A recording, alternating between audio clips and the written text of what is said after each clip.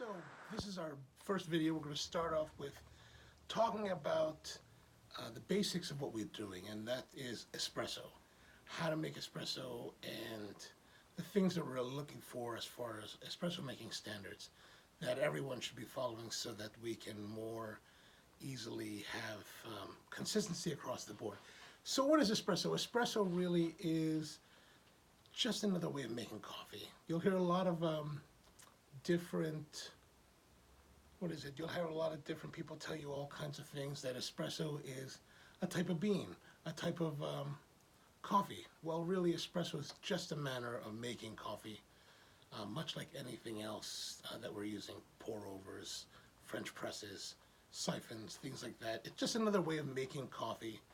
And so for what we're doing, we're taking what it is, it's different. It's that it's a concentration of coffee and a concentration of coffee flavors in a tiny amount of liquid. And we're using more or less the same amount of coffee for a 2-ounce double shot that we will be using in a 12-ounce regular type of coffee. So basically, the things you want to remember is that we want to have water that is 198 degrees Fahrenheit. We want to use 21 grams of ground coffee, finely ground coffee, and we're going to have even distribution. We're going to tamp to about 20 psi, or 20 pounds, yes, and then we're going to brew that coffee using water that is pressurized to about 135 psi, but on the machines they'll indicate 8.5 to 9 bars. And then what we're looking for is a total volume of liquid and crema that is 1.5 to 2 ounces, and we want the flow to stop at anywhere between 25 to 29 seconds. So those are the big things. We want 21 grams, we want 1.5 to 2 ounces, and we want that to happen in 25 to 29 seconds. And that's the main key that you want to remember as a barista for us, to remember that this is the parameters that we're looking for. And that's really the difficult part, because when you're working with your espresso machine, you need to be able to have consistency in the way that you're dosing, the way that you are distributing the coffee, as well as the way that you're tamping the coffee. And all of those will, if you can maintain consistency of those will eliminate some of the variables that can affect the way that your coffee is performing. So if your coffee is performing, if it's running fast, running slow, and everything else is consistent and even, then the only thing you really need to start to worry about is adjusting the grind. Does it need to be finer? Does it need to be coarser?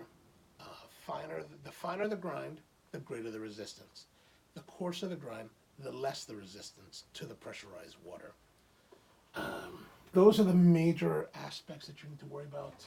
So really, like I said, what we're trying to do is that we are trying to take our coffee and create a bed of coffee that will be resistant to the pressurized water at the right level to basically extract the coffee. So what we're doing is we're taking that coffee, we're placing it in the portafilter basket. We're going to make sure that the coffee is distributed evenly, and then we're going to tamp that coffee as thus. Make sure that it's even and straight before we insert it into our espresso machine and then start to brew. So those are the basics that you're going to want to remember for espresso making for us. And you want to remember that you're going to need 21 grams. You're going to distribute the coffee evenly. And why are we distributing the coffee evenly? Because what we're trying to do is to provide an even resistance of coffee to the water that's being pressurized through the group head, right? So this bed of coffee, water is going to be pushing on it. We want it to flow evenly through it, because what will happen is if you have uneven distribution, the coffee will find the path of least resistance, and then that will create channeling in the coffee bed, which will result in uneven extraction and probably more sour notes and just generally unpleasant espresso. So we want to make sure that we are providing an even bed with an even temp to that bed to provide even resistance so that when the water hits it, it will flow through evenly and then come out.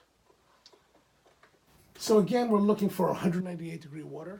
We're looking for that to be 1.5 to 2 ounces of total volume. So that means that we're looking for the liquid espresso as well as the crema, should be 1.5 to 2 ounces. And we want that flow to happen between 1.5 to 2 ounces. And we want that to be within 25 to 29 seconds. And so what does that mean? So we're looking for the coffee to change. Okay, so when we get to the video that really discusses the actual mechanics of making the espresso, you'll see more of this in action. But what we're looking for is, as the coffee starts to flow and comes out of the spouts, and of course I've got this portafilter that doesn't have spouts. Good. But as the coffee comes out of the spouts, right, or even here through the naked portafilter, it's going to come out, and it's going to come out slow. If it's done correctly, it's going to come slowly, thick, syrupy. It's going to be brown, dark brown, nice and rich with some reddish crema, and it's going to come out slowly. And about 5 seconds, it's going to start coming out slowly, and it's going to come slow and slow and slow, and then it's going to start to move more smoothly and come out more strongly. So as the flow is coming down, what we're looking for are a couple of things. We're looking for the stream to change color. So we're looking for that brownish reddish color to start to change to a blonde. And you can see that when you actually look, as it's pulling into the espresso, into the cup, as you look into the bottom of the cup, you'll see the crema forming, and then you'll also see these small pools of blonding starting to occur at the bottom of the stream. And that's an indication that you should stop. Also, as you're looking at the stream falling, you'll also see it start to waver. Once that waver begins, that's the coffee telling you that it has given you everything that it needs, or that it can. So there is an ideal point of, we start off with under extraction, and then we move to grade extraction, and then we go to over extraction. The coffee will talk to you to tell you when that point is done, and you should stop. And that happens when we start to see pooling of blonde and or the wavering of the streams coming out of the spouts. And that should happen between 1.5 to 2 ounces and between 25 to 29 seconds. The whole key of adjusting everything of your techniques, talents, variables, and grind setting is to make that happen. That flowing of that streaming, the falling of the stream, the blonding to start between 25 to 29 seconds and 1.5 to 2 ounces. That is the entire battle to making espresso. So that's pretty much it. That's really the big primer that I wanted to go through in this video, just to talk about what we need to do. So remember, we're trying to find coffee that's at 100. We're trying to get water at 198 degrees. We're delivering that at 8.5 bars. But really, the important part that you, as a barista, that you need to pay attention to is that we need to do it with 21 grams of coffee. We want to distribute and tamp that evenly so that when we place it in the portafilter and we've adjusted the grind properly, we will get that wavering of the streams, and the blonding will start between 25 to 29 seconds and 1.5 to 2 ounces.